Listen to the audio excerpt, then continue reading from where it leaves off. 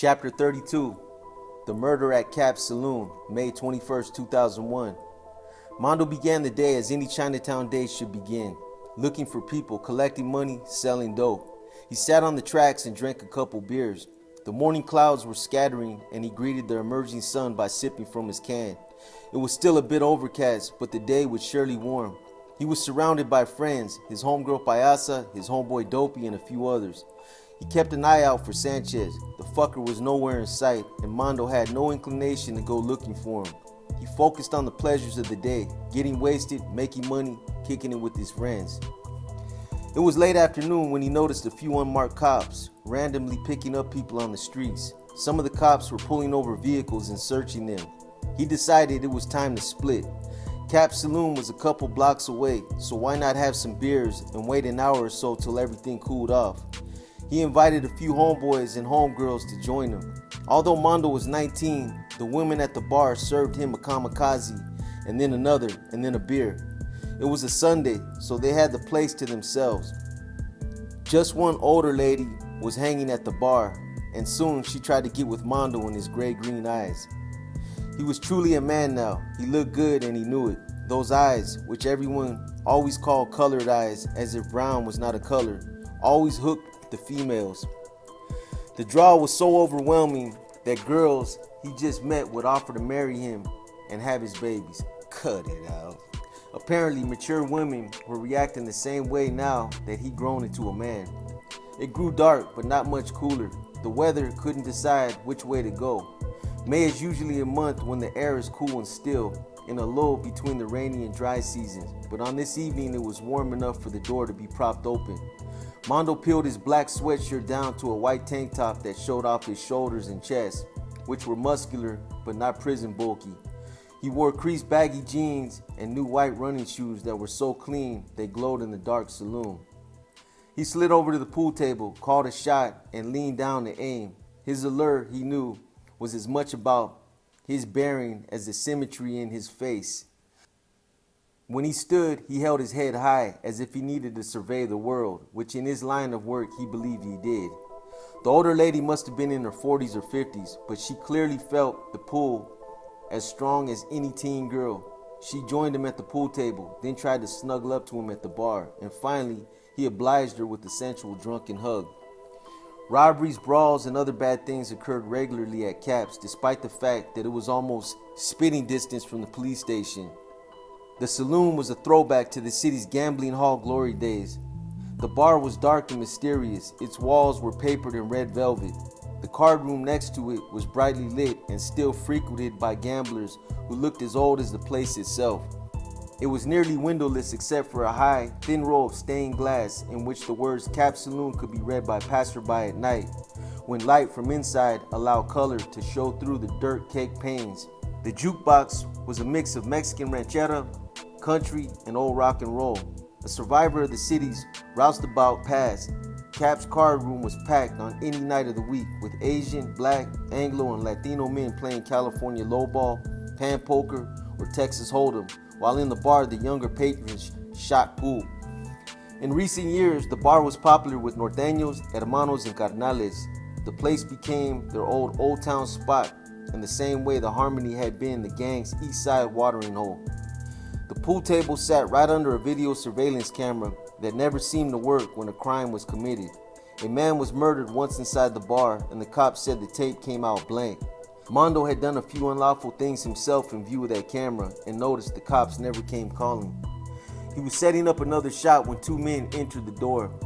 At first, he didn't recognize the big guy in the 49ers cap and oversized jacket, but then he looked real hard, and through his kamikaze haze, Mondo saw Raymond Sanchez take a seat at the bar. Minutes passed and Sanchez didn't seem to recognize Mondo. The man sat with his back to the jukebox and ordered a beer with his companion, Criminal Joe. That was good. Criminal Joe, also an NF dropout, turned as if Mondo gave a wary eye but didn't seem to make anything of him. Mondo knew he had to report this turn of events. Sanchez was supposed to be hiding out, yet here he was in public. His presence in this bar flaunted the fact that he declared war on the Familia and hadn't been dealt with. The dude was green-lighted, and now, here, at the NF's hangout, he had the balls to sit down for a beer with a fellow trader. Mondo didn't want to arouse suspicions, so he had his friend Dopey call Boxer. Then Boxer called Suave just to make sure the green light was still on. Boxer reported that Suave told him, "Hey, it's already a green light. Go and handle your business. We already discussed this." Boxer called Dopey back and had him tell Mondo he'd be over with the gun. At the bar, the homegirl Payasa chatted up Criminal Joe.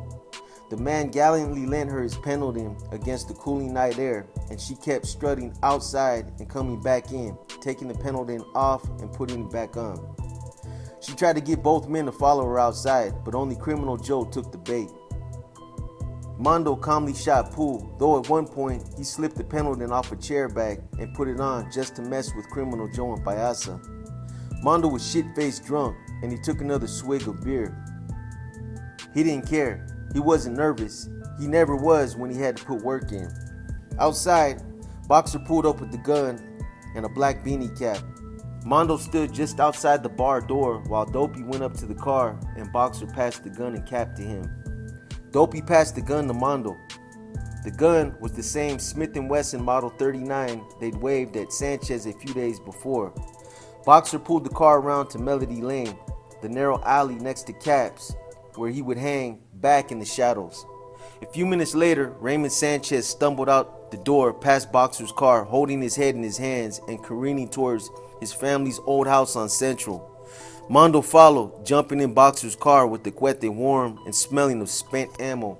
Mondo said, "Let's get the fuck out of here," and Boxer gunned it. They couldn't see it, but behind them, Sanchez had turned around, zigzagged back towards Caps, and then slumped to the ground, showers of red spray painting the building and the sidewalk. His 49ers cap fell to the earth and came to rest in a pool of its owner's blood. It went down spur of the moment, Mondo told Boxer. He wasn't in the heroics, just getting the job done quick. He saw his chance when Payasa asked Criminal Joe to wait with her for a cab. They walked outside as Mondo sauntered to the jukebox with the gun in his pants, his hands loose at his sides. Sanchez was drinking, his back still facing the wall. Mondo leapt out from behind the jukebox, quick and sure as a leopard. In a swift, liquid movement, he raised the gun from his waist. He held the cuete in both hands and got off one clean, close shot into the back of Sanchez's head. The girl tendering the bar screamed and ducked. Sanchez fell off his stool and ran hell-bent into the card room, his head in his hands. Mondo turned to run out the bar's front door, but Criminal Joe was running in, so Mondo shoved him and shot him a couple times. That was it. He wasn't sure if he killed either of them, but that shot to Sanchez had to have been serious. Unless he got him in the neck, Mondo was so drunk he wasn't sure. They drove away cautiously, knowing the police were only a block away. It was barely 9:30 p.m. Mondo needed to get a motel room. He couldn't get to his dad's pad or his own apartment. They drove along John Street where the hookers hung out, and Mondo signed for a room at the Country Inn, one of Selena's seedier establishments, but a place where no one asked about anything. Payasa joined him in the bare quarters. Lying on the bed, Mondo didn't feel anything good or anything bad. He never saw the carnage he wrought, not up close. He pulled the trigger and ran off, and the blood and brain spatter and open eyes had never had a chance to etch themselves into his memories. Not the way they did for the paramedics and cops and reporters who tended to this war's casualties weeks after week. He understood this, and no pangs of conscience ripped his soul. He felt no pride either, no thrill. He wasn't one of those sickos who like to kill, nor was he one of those weak asses who puked afterward because something about it haunted him. It was just a job, the cause he was willing to kill for, die for, do life for, a soldier's job. Still drunk, he made a lazy pass at Payasa, though she was Erica's friend. Tomorrow he'd find out how it ended and he'd figure out what to do about it.